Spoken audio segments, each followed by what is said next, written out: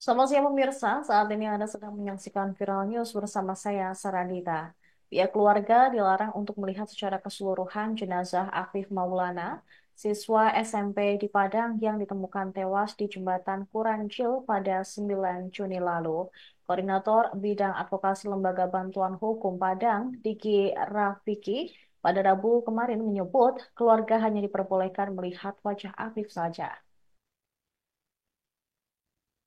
Selain itu, jenazah Afif juga dilarang untuk dimandikan di rumah duka.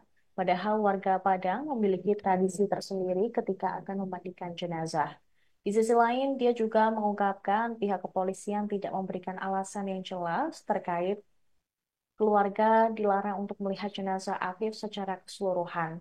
Hingga saat ini pun, keluarga belum mengetahui secara pasti terkait penyebab tewasnya Afif.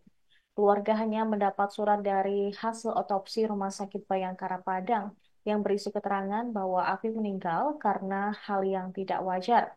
Sebagai informasi, tewasnya Afif menjadi sorotan publik setelah adanya perbedaan temuan dari Polda Sumatera Barat dan LBH Padang terkait penyebab kematian bocah 13 tahun tersebut. Kapolda Sumatera Barat Irjen Suharyono menuturkan bahwa tewasnya Afif karena terjun dari jembatan.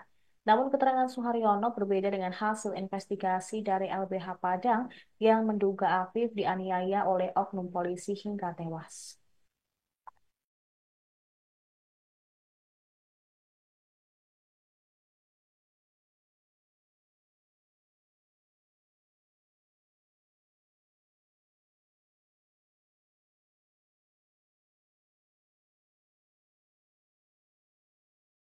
Bukti-bukti yang ada di badan anak saya itu menunjukkan luka-luka lebam bekas penganiayaan.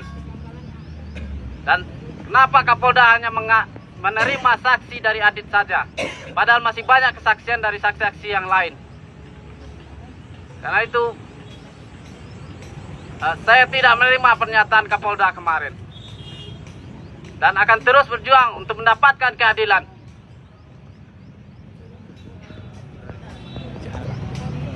Dan saya mohon kepada Bapak Kapolri, Pak Kapolda untuk mengusut kasus anak saya ini secara tuntas, transparan, dan menghukum para pelaku seberat-beratnya. Dan juga kami meminta agar hasil visum dan otopsi dibuka secara terbuka kepada kami.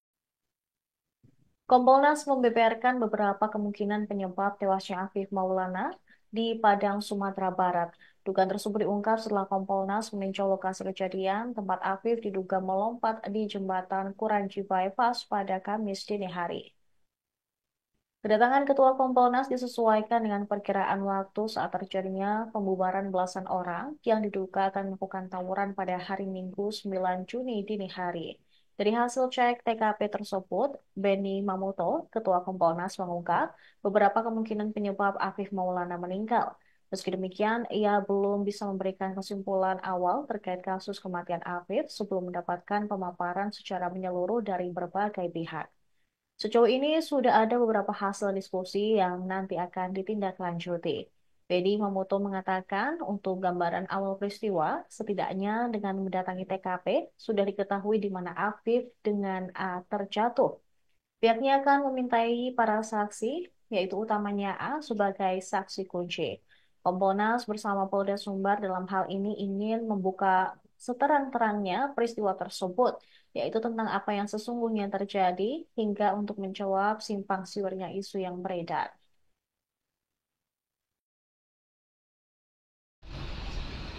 Ada beberapa hasil diskusi yang nanti akan ditindaklanjuti, kemudian juga eh, setelah nanti kami mendapatkan pemaparan secara menyeluruh, barulah nanti kita bisa menyampaikan apa namanya, setidaknya simpulan awal ataupun apa-apa yang perlu ditindaklanjuti untuk menuntaskan kasus ini.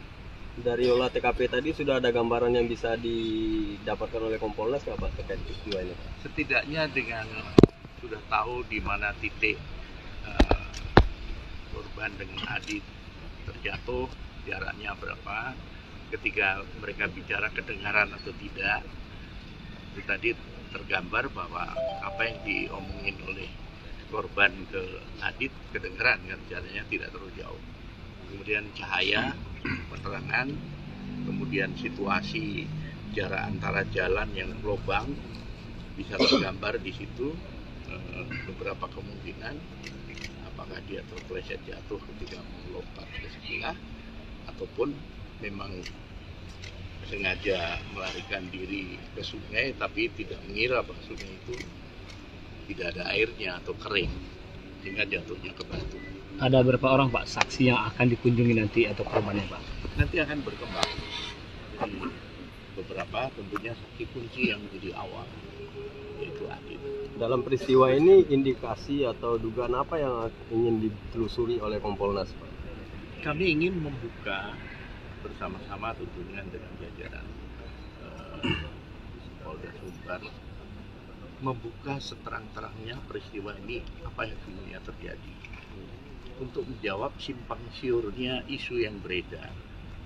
Kan ketika isu beredar tidak berangkat dari fakta yang bisa dibuktikan, ini kan membuat bingung publik. Makanya kami ingin berangkat dari fakta dulu, barulah nanti mana-mana yang ada kesesuaian dan mana yang tidak. Penyebab tewasnya siswa SMP di Padang, Afif Maulana, menjadi perhatian publik. Kini Polda Sumatera Barat mencari saksi yang melihat Afif meloncat ke jembatan Kuranji, Kota Padang pada Minggu 9 Juni. Polda Sumbar mengimbau bagi masyarakat yang melihat Afif Maulana meloncat dari jembatan untuk melapor segera ke Polda Sumbar. Pihak kepolisian menduga korban bersama dengan rombongan yang akan melakukan tawuran dan diamankan oleh petugas Sabara Polda Sumbar sebanyak 18 orang. Dan korban diduga meloncat ke bawah jembatan Kuranji, lalu ditemukan sudah dalam kondisi meninggal dunia. Namun pihak keluarga menduga anaknya tidak terlibat tawuran dan meninggal dunia akibat disiksa anggota kepolisian. Kabid Humas Polda Sumbar, Kombes Polisi Dwi Sulistiawan mengatakan bahwa sudah memeriksa 39 anggota Polri. Saat ini pun pengamanan sebanyak 18 orang dan juga barang bukti berupa senjata tajam sudah dibawa ke Polsek Kuranji. Namun tidak terdapat Afif Maulana dan diduga terjun dari jembatan Kuranji Padang. Ia menyebut untuk saksi yang melihat Afif Maulana terjun dari atas jembatan Kuranji belum ada. Pihaknya saat ini berkonsentrasi untuk mengungkap kasus kematian Afif dan sampai saat ini pihak kepolisian baru menemukan saksi kunci bernama Adit alias A. Semoga rohnya diterima di sisi Allah Subhanahu wa Ta'ala. Allahumma amin. Pernyataan ini bukan hanya di mulut, tapi dari awal saya sudah menyampaikan ke keluarga, saat saya telepon, saat saya menghubungi ke pamannya, saya hubungi, saya telepon, juga menyampaikan turut berduka cita. Sekali lagi mohon maaf, manakala ada anggota kami yang kelakuannya kurang profesional, kami akan tindak tegas. Kalau ada anggota kami yang kurang profesional, kami tindak tegas. Tapi perlu diketahui, andai kata tawuran itu tidak bisa dicegah, mungkin kematiannya lebih banyak. Lihat saja besok, kalau nggak percaya, alat-alat yang dibawa mereka apa saja. Gangster mereka profilnya seperti apa. Kelompoknya itu anggotanya berapa orang. Kelakuannya apa saja. Itu sudah dijadwal, tawurannya sudah dijadwal. Setiap malam minggu itu harus di Padang harus ada tawuran. Ada 4 kelompok besar. Besok saya tunjukkan semuanya. Saya buka semuanya. Akan kita ungkap semua. Gangster itu akan saya tindak tegas juga. Biar Sumatera Barat dan Padang ini aman. Terima kasih. Assalamualaikum warahmatullahi wabarakatuh.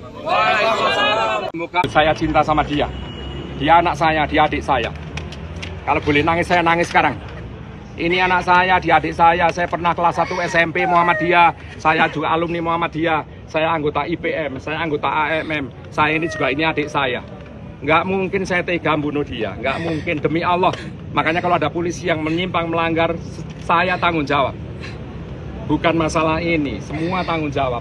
Saya sudah menyampaikan di media, seluruh dunia sudah mendengar bahwa kalau ada kesalahan anggota kami yang bertanggung jawab. Serahkan kepada kami untuk mengusut kasus ini. Terima kasih. Ya Pak, makasih Pak. Dah Bu, sabar ya Bu. Ya, Pak, sabar. Sabar ya. Saya cinta sama dia. Dia anak saya, dia adik saya. Kalau boleh nangis, saya nangis sekarang. Demikian informasi Viral News kali ini. Kami akan mengupdate terus informasi untuk Anda hanya di Tribun News. Download Tribun X sekarang. Menghadirkan lokal menjadi Indonesia.